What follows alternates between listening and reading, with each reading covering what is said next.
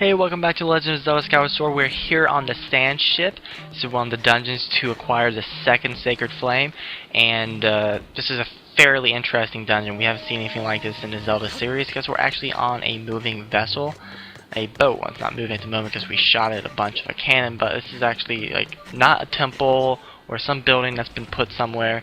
It's actually a boat that we are on, which is fairly unique for the series. Being a pirate ship and all, we have all the inner workings of a pirate ship. You will see a lot of stuff. Like we'll have a prison area, which we'll be coming up to here momentarily. There's the basement, which is filled with like the stuff that runs the ship, and there's actually the upper deck, which you saw very briefly, but we'll explore in a lot more detail in the next video, which we'll see the sails and all like the steering wheel, everything. It's pretty cool. So right now the boat is in its past state, or I mean it's in its current state, not the past state, so everything's kind of like ancient. I always get just confused because the past looks so much more futuristic, so it's kind of confusing. Just gonna get ourselves that jelly blob, and if you remember back in the Ancient Cistern, there was this puzzle where you had to hit a door switch in a certain order. This dungeon has another similar thing right here on the wall. Same kind of switch. Clue to figuring this out is to blow the sand off the ground, and you'll see these steering wheel structures like the one that we see throughout this room. There's several instances of it, and it will tell you what order. Now it's not like very obvious, but if you know what to look for, you can see it. And you see each one of these wheels, they're kind of different because they have like the up, down, left, right. Each one is glowing a different color, so it kind of tells you which one to smack. But to figure out the order, there's different amounts at the top, different spokes. One of them only has one has two, one has three, one has four, and that tells you which order. So the one, pretty much, you can figure it out, or just watch my video and see what order I just smacked it in. It's fairly creative. It took me a little while to figure that out. Cut most of it out of this video, so you don't see me smacking around like an idiot, but it's definitely a unique puzzle, and I appreciate Nintendo's effort at doing so. Anyways, this is the only small key we'll be getting in this dungeon. From here, we are pretty much going to go fight a boss.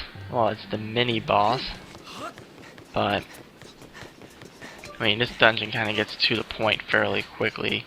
A lot of the dungeons in this game seem to do that, where you're not walking around forever trying to get everything before you can actually progress. I guess in a way they did improve the dungeon formula that way. So I'm just gonna head back upstairs,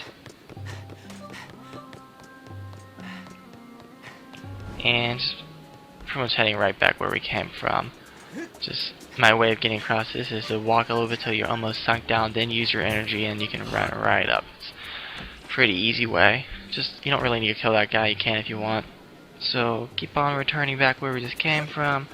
This ship has a lot of stuff all over the place. Over there on that back wall was one of those Triforce things they can draw on if you need some extra hearts, and we're going to use this key right here to face off against the dungeon's mini boss, who is a pirate, obviously. So, alright. And this boss fight actually takes place outside, which is cool, on top of the ship deck. And his name is Scervo. He's a robotic pirate.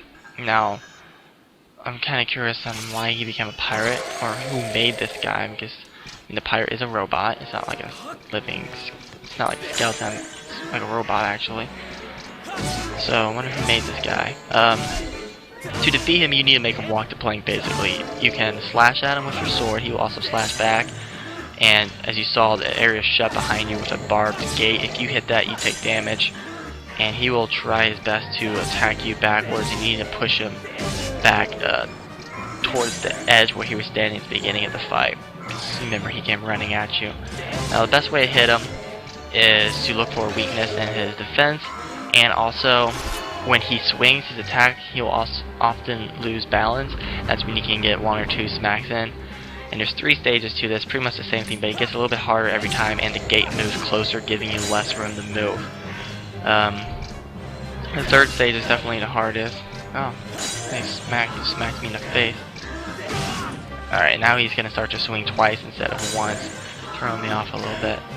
So he's pushing me back a little bit. Not liking that. But I just did some nice sweet uppercut, got a couple of good moves off, sent him back quite a bit. Just stay back or he'll smack you. Now, as you saw right there, he lost his balance, and he still loses his balance, and he's falling backwards, so you just smack him until he'll finally block you.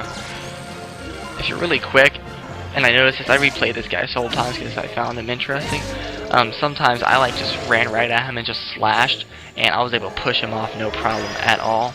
I probably should have somehow cut that and edited it for this video, but I was showing you the one I actually did when I was doing a Let's Play, but I did record a lot of it, and some of the videos I just outright beat him up. He didn't stand a chance. Now he's got this new attack where he'll throw his claw into the ground and get stuck, where you can smack him as he's stuck in the ground, and then he'll have his swinging attack still. And he does a lot more damage there, as you just saw. He's got me backed up pretty close to that wire, but that just saves me. I just got a lot of good hits off on him. Oh, and he almost got me again, just a little thrust. Now he's lost his balance, and he will fall off for goodsies. I wonder if he explodes. He should explode. There he goes. So he's gone for. And with that, we're going to get the dungeon item, which is the bow and arrow. It's pretty much going to replace the slingshot. There is a slight difference where the slingshot can stun enemies, and this can't, but the bow and arrow is much better. And it's I love the bow and arrow in this game compared to the other games. It's a lot easier to aim and everything, but that's about it. Overall, I'm just going to exit out of this room, and the next video will be me using bow and arrow to explore more of the sand ship. So thank you for watching. Don't forget to subscribe, like, and comment. Have a good day.